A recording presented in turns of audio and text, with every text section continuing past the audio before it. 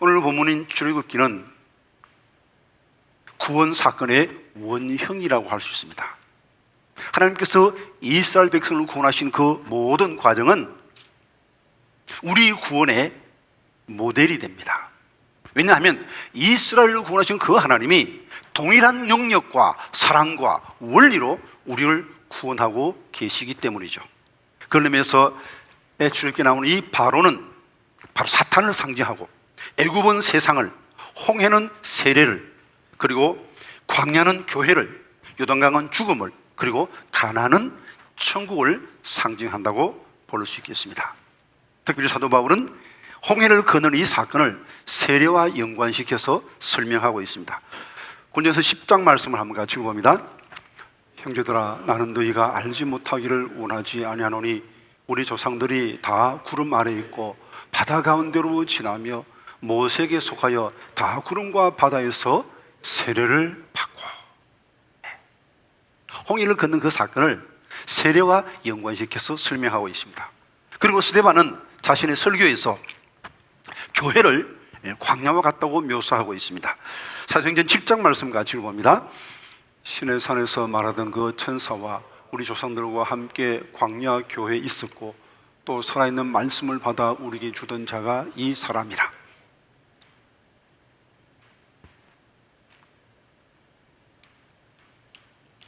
광야 교회, 광야 교회. 지금 우리는 광야에서 가나안을 향하고 가고 있는 이스라엘의 모습과 같다고 할 수 있겠습니다. 코로나19로 절절매고 있는 현재의 모습은 광야에서 말을 당하여 쩔쩔매고 있는 이스라엘의 모습과 흡사하다고도 볼 수 있겠습니다. 하나님은 10가지 재앙으로 바로를 굴복시키고 이스라엘 백성을 구출해내십니다. 출애굽시킵니다. 그리고 하나님 인도하시는데 하나님 인도대로 쭉 따라오고 당도한 것이 바로 홍해 앞입니다. 그래서 백성은 하나님을 원망합니다. 그때 하나님은 모세에게 지팡이로 바다를 가리키란 말씀할 때 바다가 갈라집니다. 그리고 백성이 다 건너갈 무렵 바로가 군사를 딛고 뒤쫓아올 때 다시 물이 합쳐짐으로 이스라엘 백성은 홍해를 무사히 건너고 애굽의 군사는 다 애굽에 수장되는 놀라운 승리를 경험하게 하셨죠. 홍해를 건너고 그들이 닥친 곳은 어디입니까? 가나안입니까? 아닙니다. 홍해를 건너고 그들이 당도한 곳은 광야입니다. 그들이 만난 곳은 마사입니다. 이 사실 우리가 기억해야 됩니다. 우리가 예수 믿고 교회에 나옵니다. 세례 받습니다. 그럼 다 된 겁니까? 아닙니다. 이제 광야에 온 거예요. 이 광야를 통과하여 가나안으로 가야 됩니다. 가나안으로 향하는 길은 광야입니다. 광야 결코 만만한 곳 아니죠. 출애굽했다고 다 된 것 아닙니다. 광야를 통과해야 가나안에 당도할 수 있습니다. 광야를 제대로 통과하지 못하면 광야에서 죽을 수도 있습니다. 실제로 출애굽한 1세대 대부분은 여호수아와 갈렙을 제외하고는 가나안 땅에 들어가지 못했습니다. 그러므로 우리가 교회 다녔다, 세례 받았다, 이제 구원 다 받았다, 그렇게 생각하면 안 됩니다. 교회 생활을 잘 해야 됩니다. 이 교회 생활을 하는 것이 광야를 통과하는 것 같습니다. 여러분, 광야 통과가 쉽습니까? 절대로 만만하지 않습니다. 그러므로 마음을 단단히 잡아야 됩니다. 광야를 통과하겠다는 사람이 마음이 풀어지면 되겠습니까? 광야는 위험한 곳입니다. 있어야 할 것은 없고 없어야 할 것은 있는 곳이 바로 광야입니다. 물이 없습니다. 양식이 없습니다. 길이 없습니다. 그리고 낮에는 살인적인 더위와 밤에는 살인적인 추위와 그리고 불뱀이 있고 독사와 정갈이 있는 무서운 곳이 바로 광야입니다. 그러므로 광야를 통과하기 전에 마음을 단단히 먹어야 되는 거예요. 교회 생활, 예수 믿는 생활 결코 만만하지 않습니다. 마음을 단단히 먹어야 됩니다. 내가 반드시 교회 생활을 잘하고 이 광야를 통과하여 가나안에 당도하리라 결심하셨으면 우리가 어떻게 성공적으로 광야를 통과할 수 있겠습니까? 첫 번째로는 철저하게 하나님의 은혜를 의지해야 됩니다. 자신의 부족함을 바르게 인식하고 하나님의 은혜만을 붙들어야 됩니다. 자신의 부족함을 인식하지 못하는 사람은 자기 힘으로 살려고 합니다. 그래서 하나님의 은혜를 의지하지 않습니다. 그러나 광야는 사람의 힘으로 건널 수 있는 곳이 아닙니다. 이 점을 기억하십시오. 내 열심으로, 내 힘으로 성공적으로 신앙생활을 할 수 있다, 그렇게 생각하면 오산입니다.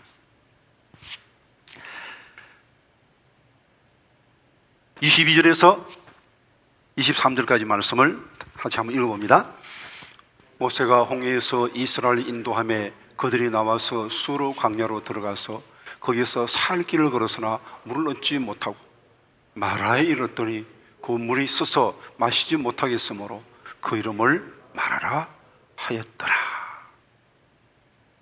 그들이 감격스럽게 홍해를 건너고 하나님을 찬양합니다.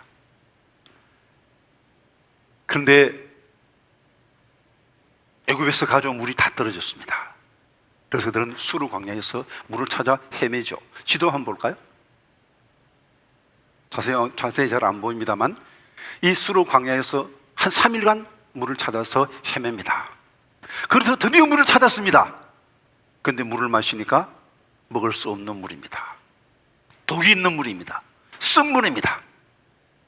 그때 그들은 하나님을 원망합니다. 3일 전까지 그렇게 하나님을 찬양하던 그 입술이, 그 감격이 3일을 못 버팁니다. 그리고 하나님을 원망합니다.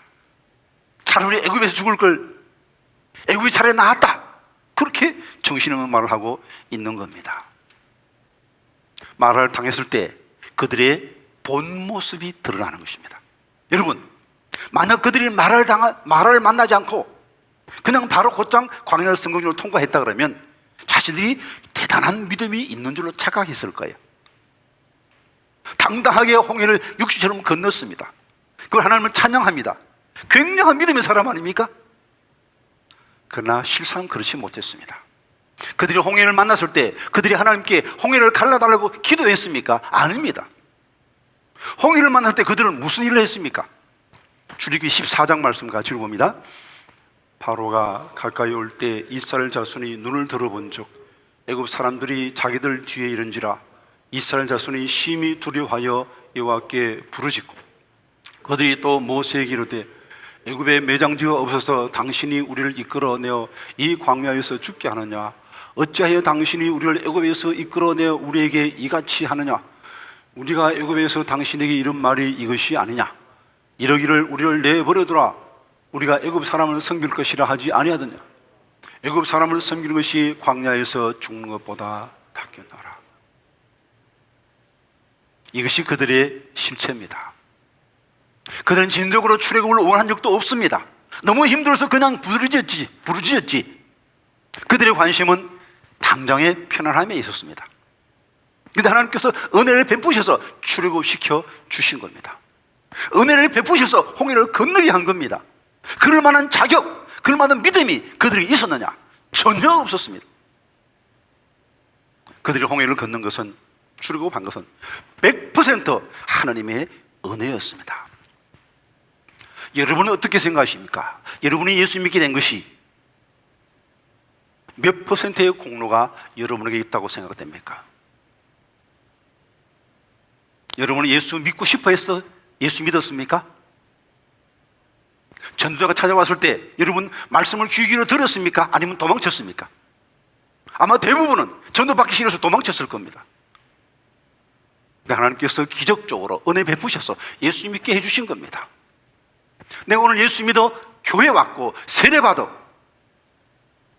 홍해를 걷는 것은 전적으로 하나님의 은혜임을 기억해야 됩니다. 만약 마라를 안 만났더라면 그는 자신의 본 모습을 볼 수 없었겠죠. 이제 코로나19를 맞이해 다시 한번 우리 믿음을 살펴보십시다.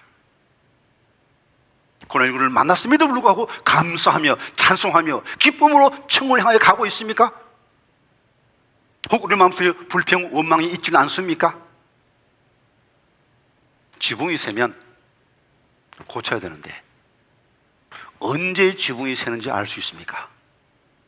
맑은 날? 아닙니다. 비 오는 날 어디 지붕이 새는지 알 수 있는 거예요. 코로나19라는 이 영적인 흐린 날을 맞이해서 우리 자신의 본 모습을 살펴보고 어디가 부족한가? 내 믿음이 어디가 부족한가? 다시 한번 자신을 점검할 수 있기를 바랍니다.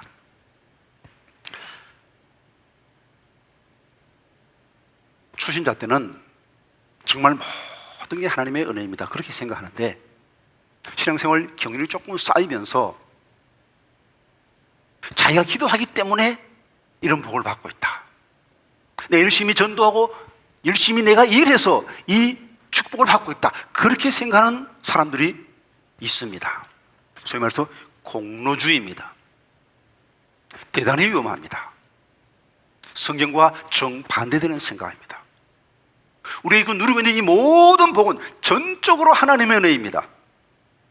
그 사실을 바로 깨달아야 됩니다. 하나님께서 왜 말을 주십니까? 미워서 말을 주신 겁니까? 아닙니다. 그들에게 자신의 본 모습을 보고 회개의 기회를 주신 겁니다. 그들의 믿음의 부족한 부분을 보충할 수 있는 기회를 주신 겁니다. 하나님만 의지하는 참 믿음의 사람으로 훈련받는 기회를 주신 것이죠. 때로는 결과보다 과정이 더 중요할 수 있습니다. 코로나19 언제 끝나느냐? 그게 중요한 게 아닙니다. 이 코로나19는 이 과정을 통해서 우리가 영적으로 훈련받을 수 있는 것입니다. 하나님만 의지하는 은혜만 붙드는 참믿음의 사람으로 성장할 수 있는 기회, 참 천국에만 소망을 두는 사람으로 성숙하는 기회가 될 수 있는 것입니다. 그래요, 이 코로나19도 하나님이 주신 사랑임을 기억하고 말을 통하여 이스라엘 백성의 믿음이 깊어졌듯이 이 코로나19를 통하여 우리 믿음이 깊어지고 하나님의 은혜만 붙드는 참 믿음의 사람들이 다 될 수 있기를 간절히 기원드립니다. 광야를 무사히 통과하기 위해서 두 번째로 우리는 하나님의 말씀에 집중해야 합니다. 24절에서 26절 같이 읽어봅니다. 백성이 모세에게 원망하여 이르되 우리가 무엇을 마실까 하매 모세가 여호와께 부르짖었더니 여호와께서 그에게 한 나무를 가리키시니 그가 물에 던지니 물이 달리게 되었더라. 거기서 여호와께서 그들을 위하여 법도와 율례를 정하시고 그들을 시험하실세.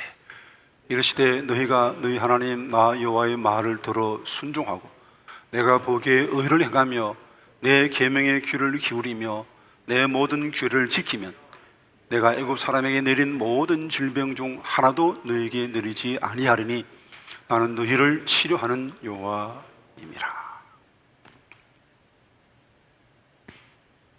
그들이 마라를 만났을 때 그들은 하나님을 원망했습니다만 하나님은 그들을 용서하시고 모세의 기도를 들으시고 한 나무를 지적해주고 그 나무를 물에 던지라 할 때 그대로 순종했더니 그 물이 달아졌습니다. 먹을 수 있는 물로 바뀌었습니다. 그들 다 물을 마시고 기뻐할 때 하나님께서 말씀하십니다. 내 말만 들으라. 내 율례와 법도를 지키라. 그리하면 모든 것 내가 다 책임지겠다. 애굽 사람 내는 그 질병 하나도 걸리지 않게 해주겠다. 하나님께서 약속해 주신 것입니다. 이 한 나무는 십자가의 그림자입니다. 하나님은 마라의 선물에 대해서 대책을 갖고 있었습니다. 우리의 죄에 대해서, 우리의 불순종에 대해서 하나님은 대책을 갖고 계십니다. 그것이 바로 십자가입니다. 그 십자가를 의지할 때 우리의 죄의 선물이 단물로 변하고 우리 속에 생명의 샘물이 솟아나는 놀라운 기적을 주님께서 주시겠다고 약속하고 있습니다. 요한복음 7장 말씀 같이 읽어봅니다. 명절 끝날 곧 큰날에 예수께서 서서 외쳐 이르시되 누구든지 목마르거든 내게로 와서 마시라. 나를 믿는 자는 성경의 이름과 같이 그 배에서 생수의 강이 흘러나오리라 하시니, 예수님 믿으면 그 배에서 생수의 강이 흘러넘친다는 것입니다. 죽음의 세력은 사라지고 생명으로 가득 차게 된다는 것입니다. 이 땅에서 건강하게 살 뿐 아니고 영원한 생명을 얻게 된다는 것입니다. 광야는 히브리어로 미드바르입니다. 이 미드바르는 이 다바르라는 단어에서 파생된 이 다바르는 말씀하다는 뜻이 있습니다. 무슨 뜻입니까? 광야는 하나님이 말씀하시는 곳입니다. 광야는 하나님의 말씀을 들을 수 있는 곳입니다. 하나님의 말씀이 가장 잘 들리는 곳이 어디냐? 바로 광야입니다. 그러므로 광야를 만난 사람이 해야 할 가장 중요한 일은 하나님의 말씀을 듣는 것입니다. 저는 시편 23편을 읽다가 한번 이런 의심이 들었습니다. 23편 4장 말씀이 좀 마음에 안 들었어요. 시편 23편 4절을 한번 같이 읽어볼까요? 내가 사망의 엄침한 골짜기로 다닐지라도 해를 두려워하지 않을 것은 주께서 나와 함께 하심이라. 주의 지팡이와 막대기가 나를 안위하시나이다. 사망의 엄침한 골짜기로 다닐지라도, 아니 지금 선한 목자가 인도하고 계시는데 사망의 엄침한 골짜기 피하게 해야 되는 거 아닙니까? 사망의 엄침한 골짜기는 근처도 못 가게 해야 돼. 그거 맞는 것 아닙니까? 그건 어쩌자고 그 사망의 엄청난 골짜기를 통과하게 하시고 그리고 지키시고 보호한다는 겁니까? 저 마음에 좀 안 들었어요. 그런데 그 이스라엘 지역에서 양치기 하는 그 목자들의 글을 읽어본 적이 있습니다. 목자가 양을 인도할 때 언제 양과 목자의 관계가 가장 돈독해지느냐? 그것은 바로 골짜기를 지낼 때입니다. 푸른 초장, 양이 멀찍이 목자를 따라도 별 문제가 없습니다. 그런데 사망의 엄침한 골짜기 지낼 때는 위태롭습니다. 아차하면 떨어져 죽습니다. 그래서 바짝 목자와 붙어 있어야 됩니다. 그리고 아주 위험한 것은 목자가 양 한 마리 한 마리를 이렇게 안아서 옮겨줍니다. 그러므로 목자와 양의 개인적 관계가 어디서 맺어지느냐? 바로 사망의 엄침한 골짜기에서라는 것입니다. 사망의 엄침한 골짜기에서 우리 목자가 나의 목자가 된다는 것입니다. 우리가 어려움을 겪을 때 바로 하나님이 나의 하나님이 되는 것입니다. 우리 하나님이 아니고 나의 하나님이 되시는 겁니다. 광야에서 진짜 하나님의 말씀을 듣게 됩니다. 광야에서 진짜 구원을 받게 되는 겁니다. 광야를 통과하지 않고는 진짜 하나님의 말씀을 들을 수가 없다는 것이죠. 군주에서 10장의 말씀 같이 읽어봅니다. 그러나 그들의 다수를 하나님이 기뻐하지 않으셨으므로 그들이 광야에서 멸망을 받았느니라. 그들에게 일어난 이런 일은 본보기가 되고 또 말세를 만난 우리를 깨우치기 위하여 기록되었느니라. 광야 있다고 다 구원받은 건 아닙니다. 광야를 잘 통과하여 가나안까지 가야 됩니다. 그러하기 위해서는 하나님의 말씀에 집중해야 됩니다. 말씀의 힘으로 광야를 이겨야 되는 것입니다. 이제 8월 지났습니다. 8월달 추천도서가 날기새죠. 날마다 기막힌 새벽의 주말입니다. 그 저자인 김동호 목사님, 제 바로 3년 선배입니다. 직속 선배입니다. 아주 제가 존경하는 선배님인데 아시다시피 암이 걸렸습니다. 2가지 암이나 걸렸어요. 그런데 암 걸려서 하루 종일 암만 묵상하는 겁니다. 암에 대해서 알아보고 마음속에 기쁨은 다 사라지고 감사가 사라지고 두려움과 염려가 가득 차게 됩니다. 이래서는 안 되겠다. 암이 있는 것도 사실이지만 내가 받는 하나님의 은혜도 큰데 하나님의 은혜가 내 삶을 선점하게 해야 되겠다. 그렇게 생각해서 제일 먼저 일어나자마자 말씀을 읽기로 했습니다. 건강할 때, 목회할 때 교회에서 큰 어려움을 겪었는데 그때 날마다 새벽 기도하는 그 힘, 말씀의 힘을 통해서 그 어려움을 극복했던 것을 경험하고 날마다 새벽마다 말씀을 읽고 말씀으로 하루를 출발하기로 결심을 했습니다. 그때 예수 하나님의 말씀이 들립니다. 내 백성을 위로하라. 하나님, 제가 지금 아무나 죽게 생겨 내가 누구를 위로합니까? 그때 생각합니다. 나는 위로할 수 없지만 하나님의 말씀으로, 말씀의 위로의 통로가 될 수 있겠다. 그렇게 생각하고 날마다 자기가 받는 그 은혜를 혼자만 누리는 것이 아니고 유튜브를 통해서 많은 사람에게 나눕니다. 많은 암 환자가 그 생명을 주시는 그 김동원 목사님의 메시지를 통해서 위로를 받고 새 힘을 얻는 겁니다. 그래서 날기새가 쭉 이어지는데 300회 벌써 넘어섰습니다. 300회 특집하는 그 유튜브를 제가 봤는데 김동원 목사님 고백합니다. 지난 1년간은 내 생에 가장 고통스러운 시간이었습니다.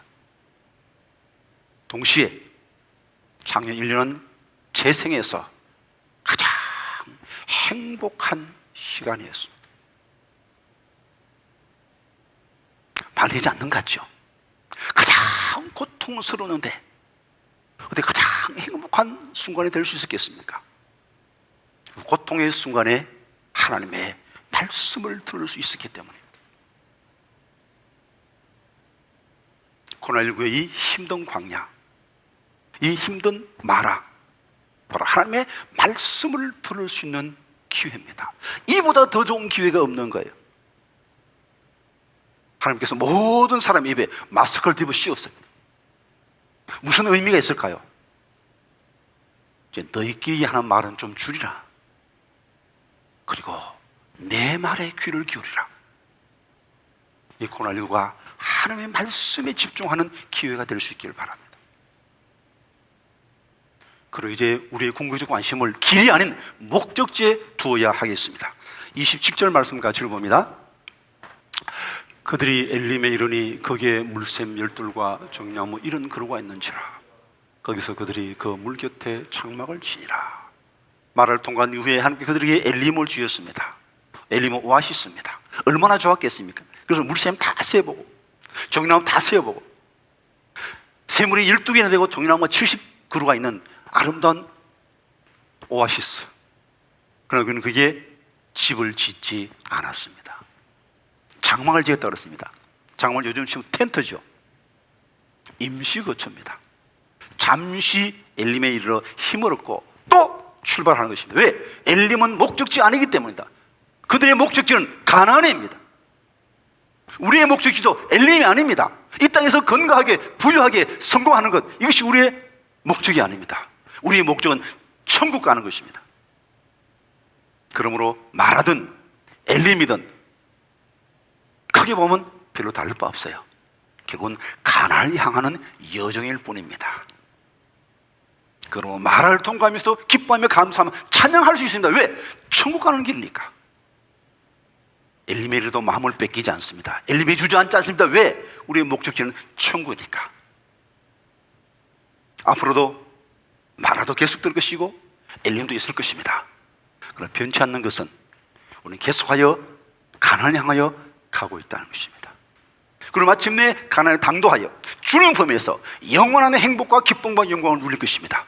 이 소망으로 삶의 모든 어려움을 넉넉히 극복하시고 날마다 기뻐하며 감사하며 찬양하며 천국을 향하여 직진하시는 복된 믿음의 사람들 다 될 수 있기를 간절히 기원드립니다.